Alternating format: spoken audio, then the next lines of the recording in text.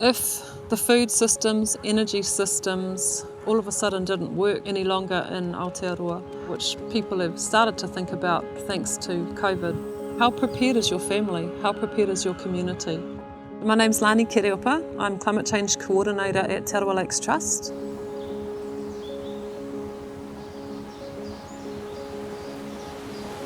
In 2018, Te Arawa Lakes Trust were holding hui with our hapū of Te Arawa Lakes, and the issue of climate change kept coming up. We'd had one marae within Te Arawa who had had a tree fall through their dining room roof due to a storm event. We had major flooding impact on our Ngongotaha community.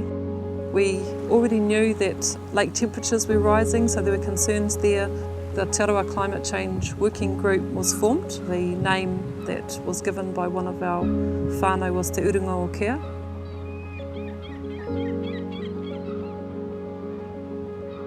In terms of priorities for the iwi, the most important at this stage is probably the protection of our cultural infrastructure and our communities. Te Arawa tribal landholdings stretch from Maketu on the coast through to nearly to Tongariro, and our coastal communities in Maketu and Little Waihi, we're predicting will be impacted by rising sea levels. So where do our people move to if need be? Majority of our marae are along river banks or close to our lakes. So with rising sea levels, we'll have rising lake levels and river levels. How do we ensure that those are protected? So we've got some rangatahi mapping that for us at the moment.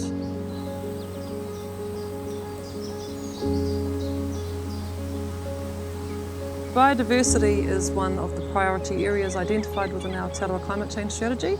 There are marae, hapū, whānau who are doing lots of work across the iwi, and what we want is a collective approach to map out what needs to happen across our traditional lands and work together to have the biggest impact.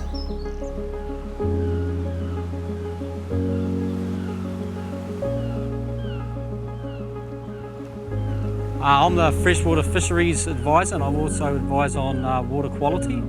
Climate change has a potential to exacerbate the effects of eutrophication or lake enrichment.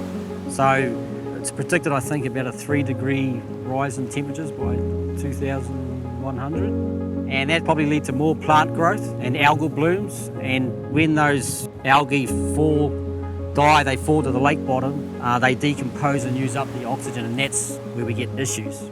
And that forces all the fish and the koiwi and the freshwater mussels up into the shallow oxygenated zones. And you get the double whammy there where you've got invasive brown bullhead catfish. We've had an 80% decline in freshwater crayfish abundance in Lake Rotorua in the last 15 years. So with climate change, it's going to get worse. The catfish and the other fish species in the lakes, they're eating all of our taonga species, stuff that our tipuna lived off and used as a staple food for hundreds of years before these pests showed up. With the aquatic weed, they're just clogging up the native plant beds and the habitat for most of our taonga.